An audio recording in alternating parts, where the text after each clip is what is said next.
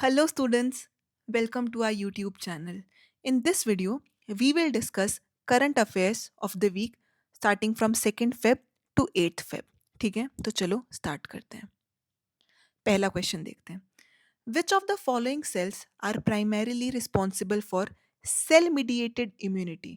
Cell mediated immunity में कौन सी cell use की जाती है? ठीक है, वो होती है टी सेल. तो देखो अभी पर इन दो सेल के बारे में थोड़ा सा जान लेते हैं. बी सेल वो होती है जो कि बोन मैरो में मिलती है, तुम्हें बोन मैरो में मैच्योर होती है, तुमने बोन मैरो सुना होगा कई बार. टी सेल वो होती है जो कि थाइमस के अंदर मैच्योर होती है. ठीक है, थोड़ा और जानते हैं इनके बारे में.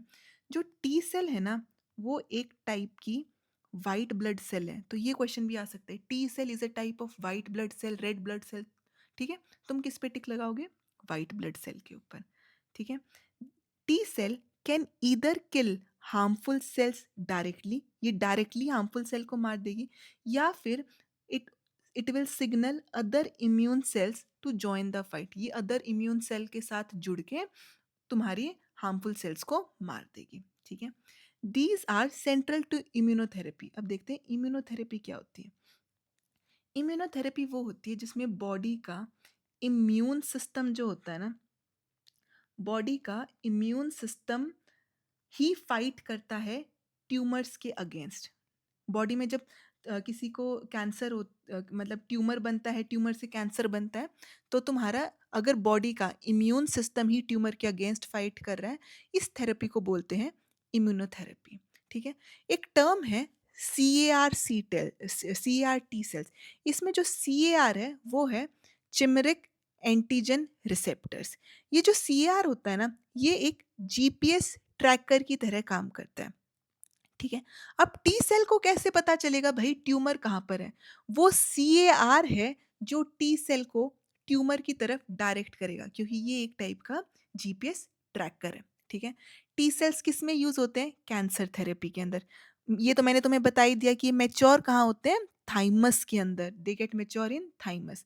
और जो टी सेल है ना, वो रिसेंटली यूज किए गए हैं लुकीमिया. लुकीमिया होता है ब्लड कैंसर. ब्लड कैंसर को ट्रीट करने के लिए टी सेल को यूज किया गया है. अब देखो next question. Who one under 19 cricket world cup 2026? किस टीम ने अंडर 19 वर्ल्ड कप 26 को जीता? ये तो हमें सबको आंसर पता है, किसने जीता? इंडिया ने. तो इस इवेंट के थोड़े और फैक्ट्स को जानते हैं.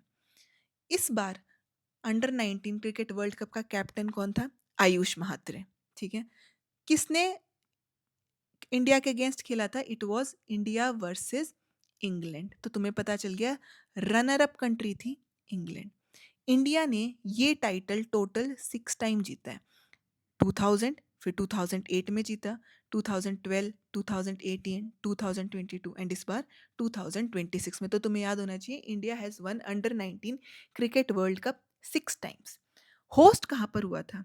होस्ट ये जिम्बाब्वे एंड नामीबिया ने दोनों ने मिलके होस्ट किया था.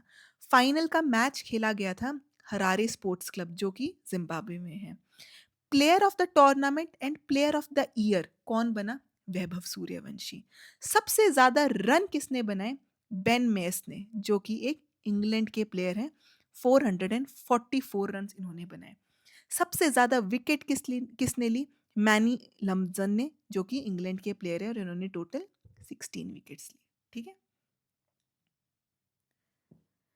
Next question. The strategic arms reduction treaty start 1 and start 2 were signed between. अभी क्वेश्चन है कि स्टार्ट 1 एंड स्टार्ट 2 ट्रीटी किन दो कंट्रीज के बीच में साइन हुई है?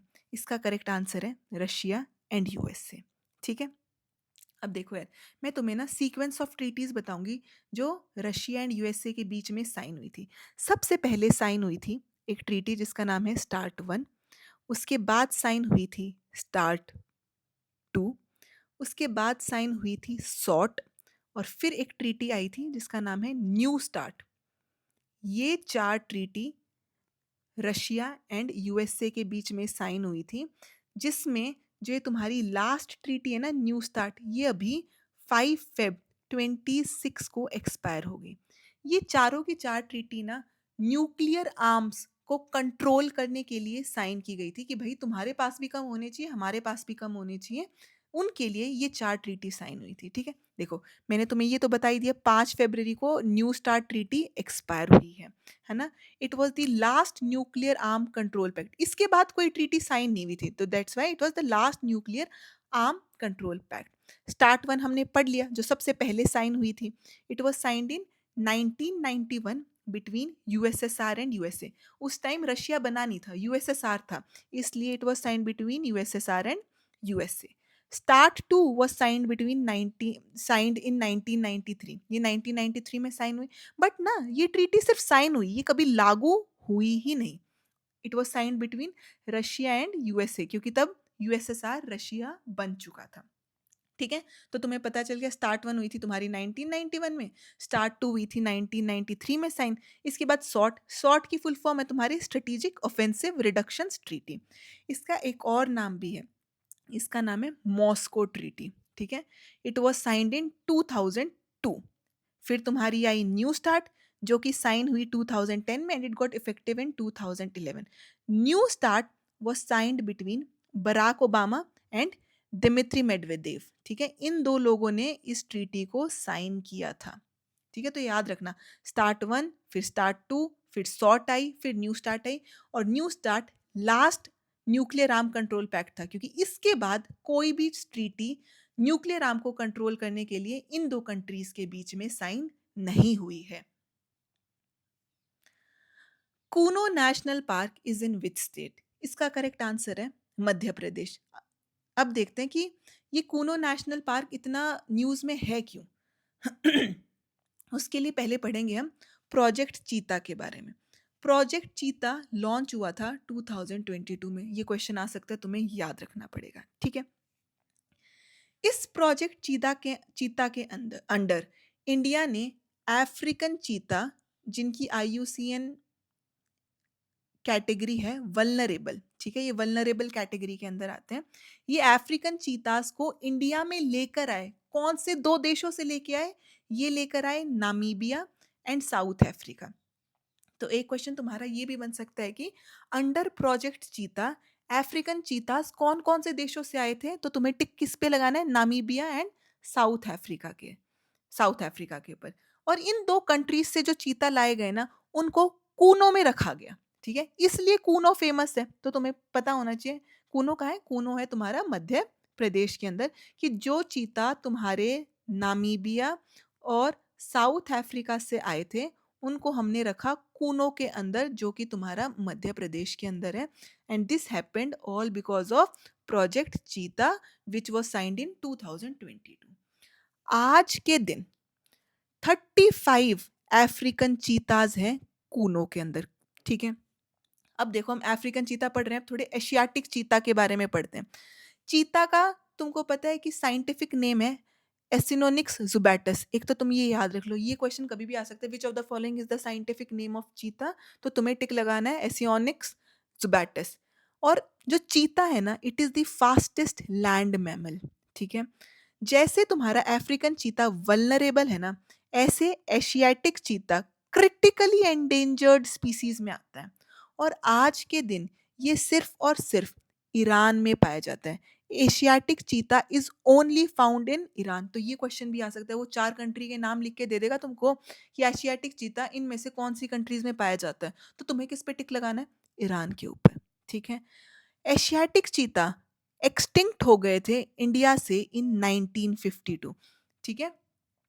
इंडिया में 1952 में एशियाटिक चीता एक्सटिंक्ट हो गए। इंडिया में जो चीता हैं वो अफ्रीकन चीता टाइप है। एशियाटिक चीता तो हमारे पास 1952 में एक्सटिंक्ट हो गए थे, ठीक है?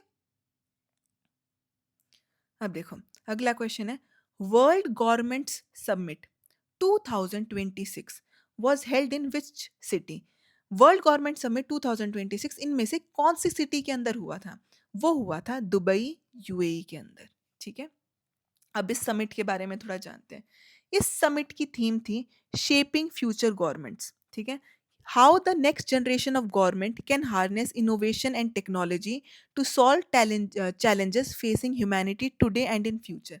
कि आज की जो मतलब जो गवर्नमेंट्स आने वाली हैं, वो इनोवेशन एंड टेक्नोलॉजी को कैसे यूज़ करेंगी ह्यूमैनिटी की प्रॉब्लम्स को जो वो आज फेस कर रही हैं और जो फ्यूचर में वो फेस कर सकती हैं। ठीक है? तो तुम्हें पता चल गया ये कहाँ हुआ था? यूएई के अंदर हुआ था, दुबई के अंदर। दुबई, ठीक है? यूएई की फुल फॉर्म क्या है? United Arab Emirates. ये 4 एमिरेट्स से मिलके बना है। यूएई की करेंसी क्या है? दिरहम। तो ये क्वेश्चन भी आ जाता है ना कई बार अपना बीच, यूएई की करेंसी क्या है? उसमें से बहुत सारे ऑप्शन होंगे, तुम्हें किस पे टिक लगाना है? दिरहम। अब देखो यूएई का नाम याद आता है, एक और चीज़ जो इंपॉर्टेंट न्यूज़ में रह रही है वो है स्ट्रेट ऑफ हॉर्मस, ठीक है? स्ट्रेट ऑफ हॉर्मुज़ किसको कनेक्ट करता है? ये कनेक्ट करता है तुम्हारे पर्शियन गल्फ को गल्फ ऑफ ओमान से। तो ये क्वेश्चन भी आ सकता है। वो बता देगा स्ट्रेट ऑफ हॉर्मस कनेक्ट्स, वो 4-5 जगह के 4-5 सी, ओशियन वगैरह के नाम लिख देगा। तो तुम्हें किस पे टिक लगाना है? It connects Persian Gulf with Gulf of Oman. Strait of Hormuz 3 countries से बाउंडेड है, ठीक है? ईरान नॉर्थ में है, यूएई साउथ वेस्ट में है और ओमान साउथ के अंदर है। तो स्ट्रेट ऑफ हॉर्मस के अलोंग 3 कंट्रीज हैं, ईरान, यूएई एंड ओमान। ये याद रखना है, बहुत इंपॉर्टेंट है।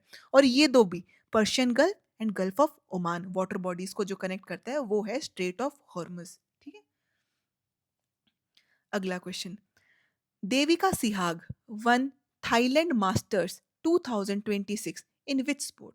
देविका सिहाग ने जो थाईलैंड मास्टर 26 जीता है वो कौन से खेल में जीता है? इसका करेक्ट आंसर है बैडमिंटन, ठीक है? अब इस थाईलैंड मास्टर्स के बारे में और थोड़ा इसके जो इन्होंने टूर्नामेंट जीता उसके बारे में देखते हैं। इन्होंने ना, देविका सिहाग ने सुपर 300 बीडब्ल्यूएफ टूर्नामेंट को जीता है, ठीक है? जो थाईलैंड मास्टर है ना, ये बैंकॉक के अंदर होता है। इन्होंने किसके अगेंस्ट खेला था? देविका सिहाग ने गॉन जिन वी के अगेंस्ट खेला था। ये कहाँ की प्लेयर है? ये मलेशिया की प्लेयर है, ठीक है?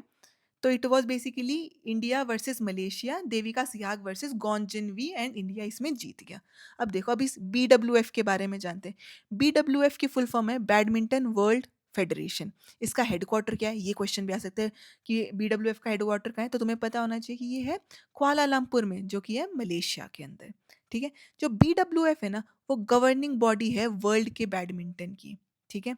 अब इंडिया के थोड़े फेमस बैडमिंटन प्लेयर्स के बारे में जान लेते हैं। सबसे पहला इंडिया का ओलंपिक में बैडमिंटन की कैटेगरी में जिसने मेडल जीता वो थी साइना नेहवाल। इन्होंने क्या जीता था? ब्रॉन्ज। कौन से वाले ओलंपिक्स में जीता था? इन्होंने जीता था लंदन ओलंपिक्स में, जो कि 2012 के अंदर हुए थे, ठीक है? दूसरी बार हमने कौन से मेडल जीते थे? पीवी सिंधु ने जीता। इन्होंने जीता था सिल्वर रियो 2016 के ओलंपिक्स में। इसके बाद इन्होंने एक ब्रॉन्ज भी जीता था, ठीक है? ब्रॉन्ज इन्होंने जीता था टोक्यो 2020 के ओलंपिक्स में। तो तुम्हें पता चल गया, साइना नेहवाल ने जीता था bronze in London 2012 Olympics, PV Sindhu ने पहले सिल्वर जीता रियो 2016 ओलंपिक्स में और फिर ब्रॉन्ज जीता टोक्यो 2020 के ओलंपिक्स में, ठीक है?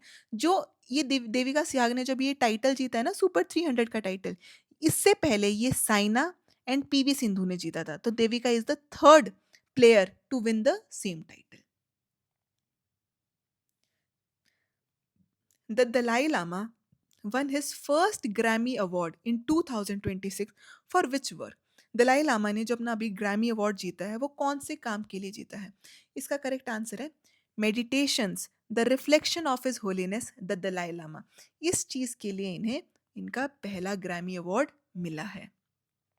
अब देखो यार, जो दलाई लामा है ना, he is the spiritual leader. ये याद रखना कि वो सिर्फ स्पिरिचुअल लीडर है गेलुग स्कूल ऑफ बुद्धिज्म के। बुद्धिज्म के ना बहुत प्रकार होते हैं, तो वो गेलुग स्कूल ऑफ बुद्धिज्म के स्पिरिचुअल लीडर हैं। He is in exile in India since 1959। वो 1959 में हमारे देश में आ गए थे, ठीक है? Headquarter of central Tibetan administration वो कहाँ पर है? वो है धर्मशाला में, जो कि हिमाचल प्रदेश के अंदर है, ठीक है? 2011 से पहले ना, जो स्पिरिचुअल और पॉलिटिकल लीडर होता था ना, वो एक होता था। But according to 2011, political authority is transferred to democratically elected leadership.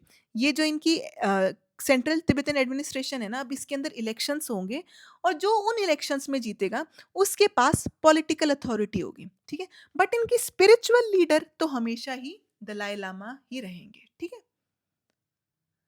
अब देखो अगला question, who one the 2026 global teacher award? 2026 का ग्लोबल टीचर अवार्ड या प्राइज किसने जीता? इसका आंसर है रूबल नागी। ठीक है, अब रूबल नागी के बारे में जानते हैं थोड़ा, और ये जो तुम्हारी ग्लोबल टीचर प्राइज है ये कहाँ दिया जाता है उसके बारे में जानते हैं। ठीक है, देखो, ये प्राइज दिया जाता है वर्ल्ड गवर्नमेंट गवर्नमेंट समिट के अंदर, जो कि तुम्हें पता है कहाँ हुई थी, दुबई, यूएई के अंदर। इस अवार्ड का एक और नाम भी है। ठीक है, देखो, इसमें इन्होंने इनको दिया ना global teacher prize. Global teacher prize का दूसरा नाम है, इसको हम, it is also known as Nobel of teaching. तो क्वेश्चन कुछ भी आ सकता है, who of the following won Nobel of teaching, या फिर who of the which of the following won global teacher prize. Answer तुम्हारा क्या रहेगा? रूबल नागी ही रहेगा। ठीक है, रूबल। ठीक है, अब देखो, ये कहाँ से बिलोंग करती हैं? She belongs to Jammu and Kashmir. ठीक है, ये जो अवार्ड है, ये प्राइज, ये global teacher prize, it is presented by Varkey foundation and UNESCO. ये दोनों मिलके इस प्राइज को देती हैं। ठीक है, यूनेस्को, तुम्हें पता होना चाहिए यूनेस्को का हेडक्वार्टर कहाँ पे है। यूनेस्को का हेडक्वार्टर है पेरिस के अंदर, और ये एक एजेंसी है of UN for education, science and culture. तो हमने थोड़ा बहुत यूनेस्को के बारे में जान लिया कि इसका हेडक्वार्टर पेरिस में है। ये यूएन की एक एजेंसी है जो एजुकेशन, साइंस एंड कल्चर में काम करती है। ठीक है, अब देखो, next question, which port won the best prize in Swachhta Pakhwada awards 2025? इनमें से किस पोर्ट ने स्वच्छता पखवाड़ा अवार्ड जीता है 2025 का? वो जीता है पारादीप पोर्ट अथॉरिटी ने। ठीक है, इसका करेक्ट आंसर है पारादीप पोर्ट अथॉरिटी। अब इस अवार्ड और इस पोर्ट के बारे में जानते हैं। ठीक है, देखो, ये जो अवार्ड है ना, it is presented by ministry of port shipping and waterways. ठीक है, ये अवार्ड दिया जाता है ministry of port shipping and waterways के द्वारा। जो तुम्हारा पारादीप पोर्ट है ना, it is located in Orissa. ये इंपॉर्टेंट है कि ये पोर्ट है कहाँ पर। ये पोर्ट उड़ीसा की स्टेट के अंदर है। ये पोर्ट कौन से वाटर, मतलब कौन से ओशन पे, अरेबियन सी पे है या बे ऑफ बंगाल पे? It is on the coast of Bay of Bengal. तो तुम्हें ये भी याद रखना चाहिए, it is on the mouth of Mahanadi. और ये जो अवार्ड है ना, ये साल में एक बार दिया जाता है। तो कई बार ना क्वेश्चन आ जाता है, it is awarded by annually या एनुअली। तो तुम्हें याद होना चाहिए साल में बस एक ही बार मिलता है। 2025 में पारादीप को मिला, जो कि उड़ीसा में है, जो बे ऑफ बंगाल के कोस्ट पर है, और ये माउथ ऑफ महानदी पर लोकेटेड है। ठीक है, next question, the solid fuel ducted ramjet technology has been developed primarily for। SFDR की जो टेक्नोलॉजी है वो किस चीज के लिए प्राइमरीली बनाई गई है? वो बनाई गई है long range air to air missiles. अब देखते हैं ये जो टेक्नोलॉजी बनाई किसने है। देखो, ये जो टेक्नोलॉजी है ना, it is successfully tested by DRDO. तो देखो यार, ये तुमको ये टेक्नोलॉजी का नाम दे देगा, उसमें ऑप्शन देगा कि इट इज, मतलब मतलब developed by home, DRDO, HAL, किसी का भी नाम लिख देगा। तो तुम्हें टिक किस पे लगाना है? डीआरडीओ के ऊपर। ठीक है, डीआरडीओ।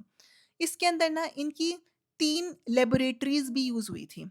ठीक है, वो लैबोरेटरीज है कहाँ पर, हमें ये भी पता होना चाहिए। पहली जो यूज हुई थी वो थी डिफेंस रिसर्च एंड डेवलपमेंट, जो कि हैदराबाद के अंदर है। सेकंड है आरएसआई, रिसर्च सेंटर इम्पैक्ट, जो भी दूसरी, ये भी हैदराबाद में है। HEMRL, जो कि high energy materials research lab, ये पुणे में है। तो कई बार ना क्वेश्चन ऐसा भी आ जाएगा कि तुमसे पूछ लेगा कि ये जो टेक्नोलॉजी है कौन सी 3 लैब ने मिलके बनाई है। तो तुम्हें पता चल जाएगा डीआरडीएल, आरएसआई, HEMRL। और तुम्हें इन तीनों की पोजीशन भी पता होनी चाहिए, पहली हैदराबाद, दूसरी हैदराबाद, ये तीसरी वाली है पुणे के अंदर। ये जो टेक्नोलॉजी है ना, it is advanced air breathing propulsion system है। और ये SFDR है ना, इसके अंदर ऑक्सीडाइजर्स नहीं होते हैं। जो नॉर्मल हमारे इंजन्स होते हैं ना, उनमें एक ऑक्सीडाइजर भी होता है, but this technology does not carry an oxidiser and it is tested by DRDO. ठीक है, J1007+3540 was discovered using।